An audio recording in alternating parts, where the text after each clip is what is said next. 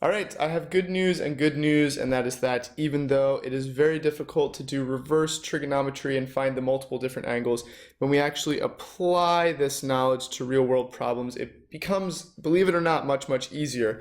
I think the word problems are actually easier for this section.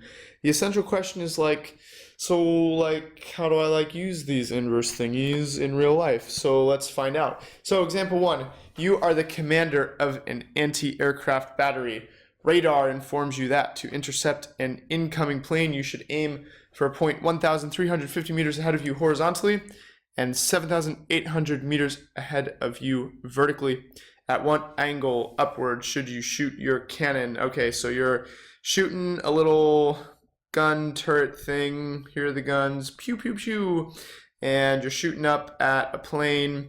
And they tell you that your target is right here. Your target happens to be 1,350 meters ahead of you horizontally, and it's 7,800 meters ahead of you vertically, but of course, to make the right triangle, let's put that 7,800, can I write today? No, I can't. Let's put that 7,800 meters right here. So now we have our right angle. Okay.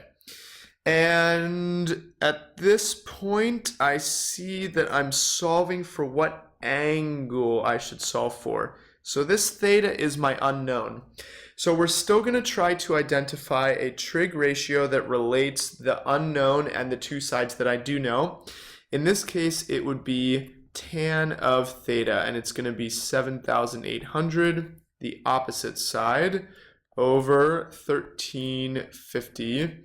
The adjacent side, because tangent is opposite over adjacent. Now, since I've been given the ratio and the angle is unknown, this is a situation where I need to solve for theta by using arctan or inverse tan. So theta is going to equal the arctan or the inverse tan of that ratio. And I can put this into my calculator all in one step. Here's the little mathematical justification if you like seeing algebraically why these things are canceling. What I can do is I can take the inverse tan of both sides. Let's write it like this. Inverse tan cancels with tan, leaving me with theta. But in order to keep my equation balanced, I also have to take the inverse tan of the other side. So you can write it that way if you want, or you can just remember, hey, since I'm solving for the angle, I just need to use inverse tan. You can remember that directly. Hey, I'm stalling for time while I plug this into my calculator. Remember that your calculator does have an inverse tan button. I'm getting 80.18 degrees. So you're pointing pretty much straight up. I should have drawn my triangle more like this. Your plane is right overhead. Okay. I was about to ask for any questions. You can ask me in class. So example number 2, Batman. I like doing Batman examples. He's up on another building. This one is 300 feet tall. Okay, let's just draw this right away. It's one of these ground building type problems. So 300 feet tall. Here's Batman, he's the caped crusader, and he's dark, so I'll put him in red, and here's his cape. I'm Batman. That's my Batman voice. Okay. He wants to shoot his bat grappling gun trademark sold by Marvel for kids so that he can attach it to a bench he knows to be 200 feet away is what I think I meant to say there from the base of the building. Okay, so I drew my ground way too far. There's this bench. It's like right here. He's going to shoot his bat grappling hook down. He wants to attach to that. Am I in feet this problem? I think so. And I'm trying to find what angle of depression. So this is the angle I'm solving for, right?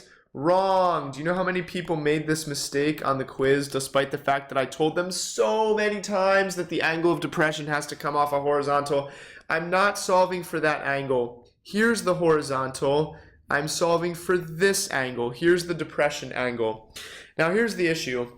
This angle is not included in my right triangle, and so I'm going to need to figure out an angle inside my triangle that you can solve for. There are two strategies here. I could solve for this angle, which I'll call alpha, And I know that theta and alpha are going to add up to 90 degrees. They're complementary. Or if I use alternate interior angles, knowing that these two lines are parallel, I actually know that this angle is theta. So I should be able to solve for it directly. This video is not too long, so why don't I show both? First of all, let's do tan theta directly. Opposite would be 300, adjacent would be 200. If you like thinking about it, you can think of doing the arctan of both sides to cancel the regular tan. So my theta is going to be whatever inverse tan of 300 over 200 is. And again, I'm stalling for time as I put this into my calculator. I could have just recognized that 300 over 200 is 1.5 and put it in faster. Stupid. Okay, 56.3, that is my thing. Let me show you the way to solve for alpha. So if we're orienting to alpha, then tan of alpha, now the opposite is the 200 and the adjacent is the 300. So alpha is going to be arctan of 200 over 300. In this case, my arctan 200 divided by 300 is 33.7 degrees. But this is not my angle that I'm solving for, because I'm not solving for this angle. Idiot! I'm solving for this one that's supposed to be right here. So subtract it from 90 because they are complementary. If I do 90 minus 33.7 degrees, I get 56.3 degrees. Hey, look at that! I just solved for it in two different ways. That was a pretty special moment. Wow, is this the shortest video ever? When given a ratio, use inverse trig to find the angle. When you're given the angle and you're trying to find the ratio, that's when you use the forward way. But if I have the ratio and I'm looking for the angle like I did in this, I need to make use of this arctan. Wow, 7 minutes. Easy. Done.